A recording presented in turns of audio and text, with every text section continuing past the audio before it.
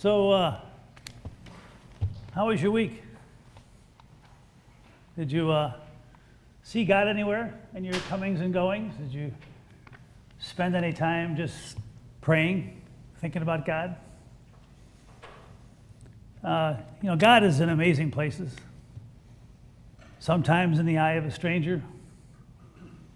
Maybe somebody comes and works on your home and that person just works with a kind of ethic that just inspires you. Or maybe the tears of a young child or a farmer's rutted hands, a proud Marine serving his country. God is all over the place. And yesterday morning, it was early and the bell rang at the church. Nobody rings the bell here. You just walk in. And I got to the front door and there was a young man there that is obviously troubled. He doesn't speak English, and you could tell he wasn't fake. He just seemed to be lost and scared. And I invite him in, and he has a cell phone, which obviously is dead. So he was wondering if it was hard to communicate because he didn't understand me and I didn't understand him. But his phone was dead. And then he said he wanted to call Mexico. I said, no problem.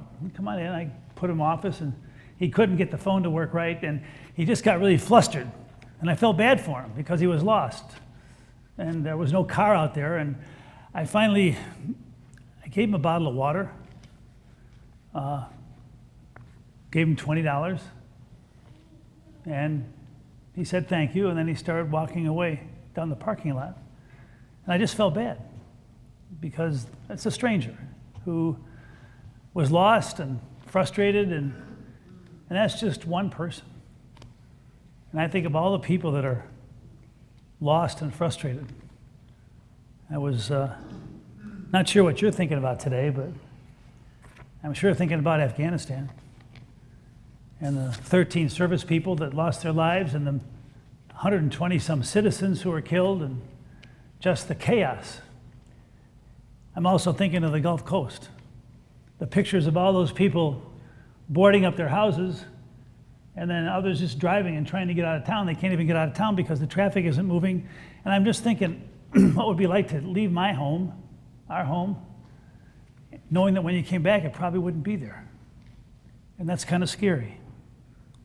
I think of all these candles that we lit last night, and people coming up to the microphones, the names of people who are living with cancer or who have died during the pandemic. Many of them don't go to our church, and yet they came here and they said the name and they talked about how comforting it was to be in a place that cared about all those people whose names we read in church. Today I think about the Turnock Padella family.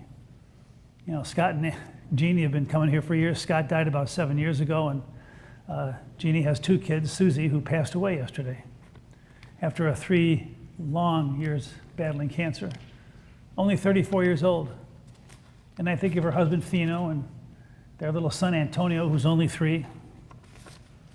I also think of Carol Lorenzen, who's here today, and I think of Wally. Wally's getting weaker, and he's in the hospital, and thanks to your grandson, he was able to come to church today. And Wally's been such a part of our church for so many years. And I think of Skip and his family, and we're going to be with them later for an informal funeral, and I think of the grandkids and how they're going to miss him. Spent some time in Texas this past week. Boy, it's a different country out there. I got a lot of good Texas philosophy and religion while I was there.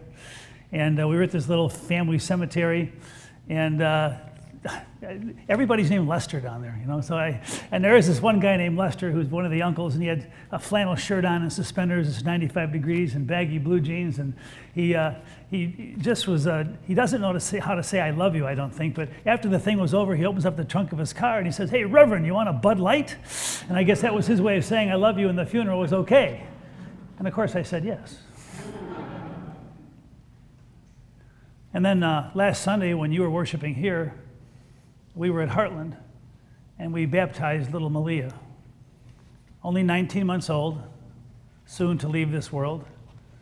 And the grandma, who's the one that visits her, so much wanted her to be baptized before she died. And so we're in the therapy room, and all the other kids that are there came in their wheelchairs with their nurses, and we're in a circle around them, and Malia in this baptismal dress sitting on her grandma's lap. And I realized that baptism on that day was not about getting into heaven. That's not the issue. It's not why we baptize kids. Baptism was a very quiet, gentle reminder of the unconditional love that God has for each one of us. So that baptism was for me and for Peggy and the people at Heartland and all those kids, a reminder of the gentle presence of God, where Jesus says, if you want to get into my kingdom, come to me and receive that kingdom like a child. Because if you don't receive the kingdom like a child, freely, unconditionally, you're not going to make it. You're not going to understand what the kingdom is about. So thinking of kids in wheelchairs and thinking of Texas, and I realized the church, and I've learned this in many painful ways over the past year and a half, the church is not about how big, the church is about how far and how deep the Spirit is. A Spirit that can be in Texas, that can be in Afghanistan. It can be wherever you are, wherever the Spirit of God speaks to his people. I watched with much admiration Nancy's children's sermon last Sunday. And she resurrected the word doodads. And I remember a children's sermon I did, my gosh, it probably was 40 years ago. It was about doodads. That every one of us has doodads. Someone like Malia, who's so fragile, she may have 2 or 3. Someone who lives a long life into their 90s may have hundreds of doodads. You may have a bunch of doodads. We all have a different amount, but the point is God gives us those doodads so we use them. And when you use the doodads you have, no matter how few, somehow those doodads grow and they make a difference. I remember the Sunday I gave that sermon, we had the Olympics, especially with Holy Apostles in Hickory Hills. And we were rivals, and I remember about halfway through the Olympics, this high school student calls our team together. And we get in a big circle. And he says, wait a minute, you guys aren't trying very hard. Pastor Don gave a sermon this morning about doodads, and we're not using our doodads. So let's go out and use our doodads and do our best. We don't have to beat the other team, but let's give it our best. And we did. So this week, I was in Wisconsin visiting our retired choir director, Mark, who's had a tough couple of years, and he's doing better. And I sat on the back porch with his son, who was the one that gave us the doodad lecture over 40 years ago. And of course, he's now 61 years old. And we talked about doodads and God's presence and the gifts that God gives each one of us. I think of Bill and Joe, who are in their 90s. I think of Malia, who's only 19 months old. I think of Susie, who died at the age of 34.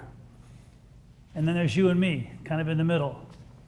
And our calling is to receive the kingdom like a little child so that we can discover the unconditional love and presence that God gives to each one of us. However much time that you and I have on this earth, let's make sure that our doodads don't just lie there and do nothing. We can make it happen, and that's where God lives, and that's where miracles happen. Amen. If you're able to, please rise for the creed.